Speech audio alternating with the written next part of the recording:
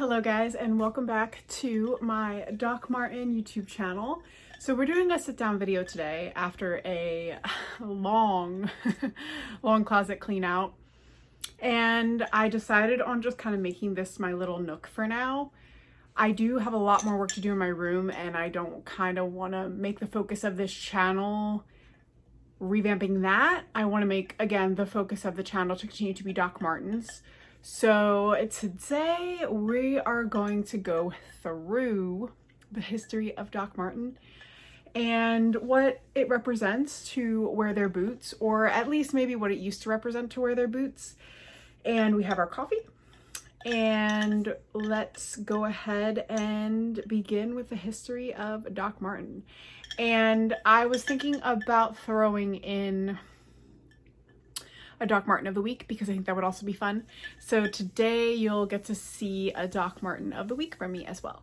So yeah, let's get started, guys. Grab something delicious to eat or snack on that you would like, and let's go ahead and get started on the history of Doc Martens.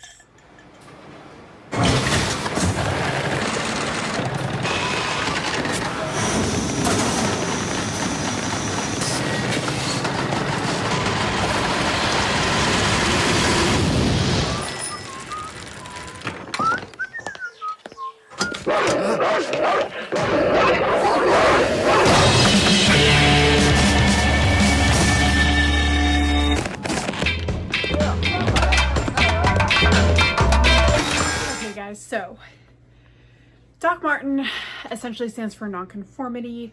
That is what I would say the basis of their following consists of.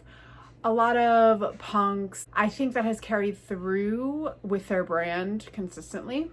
And I do love what they stand for, and they have been in multiple pools throughout the time that they have been in production or even were invented. But I think that's what gives them their eccentricity. I just love what the basis of the Doc Marten boot stands for. So let's get into the more nitty-gritty history of this boot. It has been consistently with the same individual who bought the patent, which I think is kind of cool in a sense. Let's just dive right in here, guys. So Doc Marten, like I had said, stands for nonconformity. I did insert a snippet of a video here for you that was on their page, and I really think it summed up their stance even today. So they are actually a German founded boot, rooted in Britain. In 1945, they were officially invented by Klaus Martens, and I may be pronouncing that wrong. It is German, so my apologies on that if I do pronounce any of these names wrong. He had injured his ankle in World War II, and he was actually a war veteran, and he decided to make boots that were constructed from soft leather soles made of tires. So this was the official invention. This was the official idea, and Klaus had come up with this idea. So we're going to fast forward to 1947, where he begins a collab with Hubert Funk. Again, I'm so sorry if I am pronouncing these names wrong. And they decided to begin to get the actual business of making the boot off the ground. So what I think is funny is that these boots actually ended up getting 80% of their sales from housewives with their initial production. So this was before they had collabed with anyone of significance or before they had worked with anyone else. So it was just these two, and their boots actually were tailored to, maybe unintentionally, housewives. So again, I thought that was really interesting that women were kind of the first ones to begin to absorb this type of boot. In 1952, in Munich, Germany, the first factory was founded. So this is when they actually sold the patent to R. Griggs. He was located in Britain. So again, this is kind of where the English roots came from, because the factory was actually located then in England. And when he did buy the patent, he did add some flair to the boot, if you want to call it that. So he added the yellow stitching, and he trademarked the sole to airwear. So I thought that was really interesting, because the yellow stitching is almost what makes the Doc Marten boot the Doc Marten boot. I mean, it wouldn't be the Doc Marten boot without the yellow stitching. Obviously, they sell some monochrome colors as well, but the main tell for a Doc Marten boot is seeing that yellow stitching. So again, I thought that was really interesting that he also helped construct the boot and helped propel it forward. So this is definitely a team thing that we have going on here. In 1960, the first boot was actually produced, and it was an 8-eyelet cherry red boot in the 1460 style. So the 1460 style is the one that we all know and love, right? It's the classic Doc Marten boot that they still produce. And then in the 1461, which is basically the Oxford lace-up boot, the 3-eyelet, was actually the next one produced. So those two were the originals. Which I think is cool because if you look on the Doc Marten website, they actually sell England made 1460s and 1461s, and they are hard to get a hold of even on the website because either A, they sell out, or B, they just kind of hide like in the corners. So I got a hold of one pair, which I think I'm going to actually make my Doc of the Day video on, but I do have a pair of officially England made Doc Marten boots. 1460 boots. So yeah, anyway, veering off track, let's continue. They continue to actually be made in England until about 2018. And again, we're going to be jumping around here just to kind of get the basic history in. After this production, they started off being a popular boot for the workers on their feet. So like postmen and factory workers. So this was the boot that was that comfortable that these workers were actually wearing. So that then became the main demographic. And then in the late 1960s, you bring in the skinheads and the punks, and they started to turn them docs and DMs. They started to give them abbreviations. They started to kind of find their roots in a certain culture / belief. So again, I thought that was also very interesting. And then into the late 1970s, this is when the skateheads, you know, the musicians, the youth subcultures began to also coin the boot for their type of belief system and their culture. So this is almost like a melting pot, which I really, really love. I think it's giving me more appreciation for the brand because I've never gone quite this in depth. I knew what they had represented, but the fact that they are a melting pot and you can almost tailor them to your own belief system is really cool. But then if you look at the main basis of the boot today, it definitely stands for a non-conformist culture. We're looking at the LGBTQ community. We're looking at, you know, musicians, like punk musicians, pop punk musicians, you know, wearing these, sporting these, and it's just really, really cool to see the melting pot kind of almost continue on. Fast forward to the 1990s, right? This was also a huge era for docs with the grunge culture, right? Think Nirvana. We know that we were seeing docs pop up a lot in the 1990s. I kind of want to insert some clips in here of Drew Barrymore. I know I loved her 90s fashion. Like I have to insert some clips of her wearing the Doc Marten boot. And I know there are a few others. I definitely want to insert them in here for you because if you look at the 90s fashion, I feel like this was a pivotal point for Doc Marten. After the 1990s, around 1999, the company actually started to go bankrupt. So we don't really know what happened there, but they started producing less and they started making less money. So they ended up actually moving all their production to China and Thailand. Didn't really go into too much depth in this, and I could have done more research and I didn't. Because although they moved their production to China and Thailand, there was also about 20 UK workers who were still producing Doc Marten boots in the UK. So I also found that very interesting that they continued to uphold their roots and continue to produce them in the UK, even if they weren't really making any profit off of it, right? So that was really, really cool to me that they never stopped producing them in the UK. In 2004, the company actually had a huge turnaround. Griggs was still the manufacturer, he still owned the patent, and he actually helped turn the boot back around, which I also thought was very interesting. So again, they resorted back to producing larger quantities in the UK. So now they're being produced in the UK, Thailand, and China. So there's 3 places that these boots could be coming from. 9 times out of 10, they're probably coming from China and Thailand.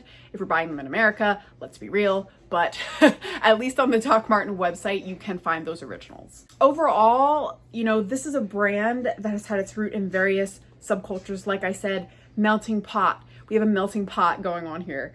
And right now, today, their main basis is the LGBTQ community as well as punk communities. which, like I mentioned earlier, makes a lot of sense. They still stand for the non-conformity mindset.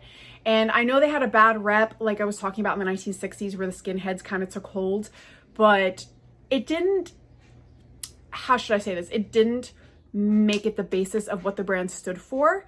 And it stands for so much more than that. And you can only place so much emphasis or give so much credit to a thing that is, you know, a materialistic item. But I think all the individuals who are Doc Martens can say that they are rebellious in nature in some way. And they definitely have their own beliefs and they feel strongly about those beliefs. So in that right, that is why I wear Doc Martens. And that is why I'm sure so many of us have come to love and appreciate the brand, even through all its various changes and through all its various production. So yeah, I just wanted to share that with you guys because I don't want to start a channel about Doc Martens and not, you know, for myself and for you guys, not be able to provide all the knowledge that I possibly can. I did sell them for 3 years, but I've never actually dug deep into the history of them. Anyway, we should probably get into my made in England Doc Martens that I have with me today. So give me 1 second and I'll be right back. Okay guys, so it comes in this cool box that's different than all the other Doc Marten boxes, which also I really, really liked. So this is the box they came in. And then if you look on the tag, it does say they're 1460 boot. They are black and they do have some orange paneling in them, which is really cool, which is also why it says panel, because they are paneled 1460s. It has the little, if you can see there, the little UK down here, I think is really cool because it also is letting you know that they were produced in the UK. So yeah, again, very, very sick box, very cool. The way they kind of make sure that they look different, which they should in reality if they're produced somewhere else, right? But yeah, again, and it says made in England in little print right here. So I haven't worn these yet, guys. It also came with a little booklet, and this also takes you through the history of Doc Martens and, you know, how they were essentially founded in England. So that is also really, really cool. And I really, really like how unique these are. So these boots are sick. When I placed the order, I was a little unsure and I'm like, no, I can't be a Doc collector without having some made in England purchases. So I was hoping I really like these. And again, they're Doc Marten, I should know better. They really can do no wrong in my mind. So these are the boots. So these are sick. They come with black and orange laces. So again, I haven't worn these yet. Part of me doesn't want to because they're all, do I dare to say that they're almost higher quality. Doc Martens are expensive. These actually retail for $350 if you thought the regular ones were expensive. I did actually look out and get these on sale. There was only like a couple pairs left and one of them happened to be my size. So I did luck out with these. I got these on sale for $250, I think.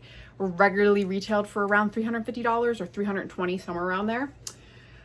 So if you see this, there's like a padding in here that regular Doc Martens does not have. The newer ones I noticed they almost started putting this in, at least in some of the styles, like the 1461 styles. I've noticed that they started making more of this padding in here.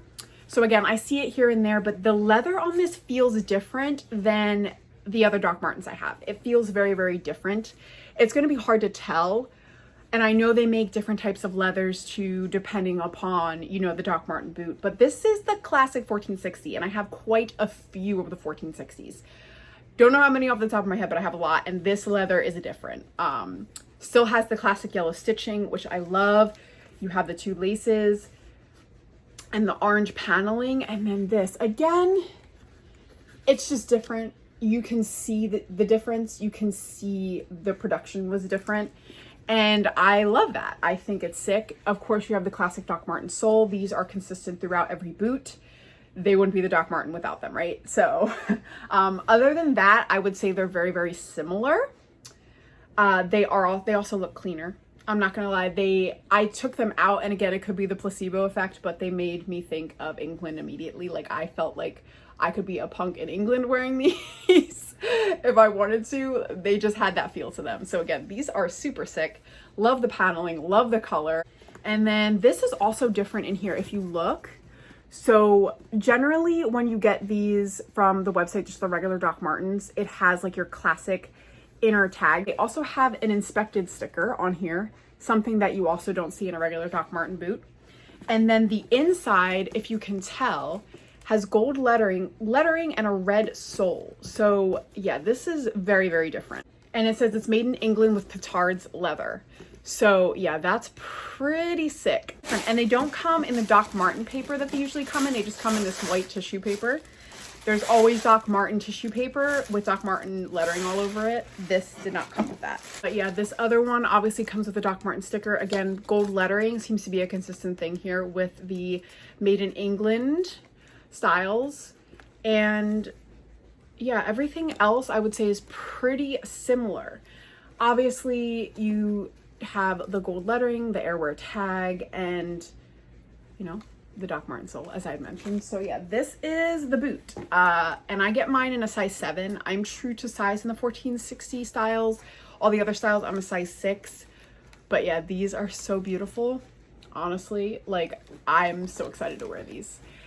I've been staring at them and I'm like, no, I can't wear them. They're so special. Oh, I need to style these for you guys. These are so sick. But yeah. So I just wanted to give you a brief history of Doc Martens and what they stood for. And I thought it would be cool to bring out a classic pair of Made in England ones. And I hope to build my collection with these more. Thank you guys for tuning in. Please stay tuned for more Doc Marten footage and Doc Marten styling with me. And I really appreciate you taking the time to check out my channel. Have a good one. Peace.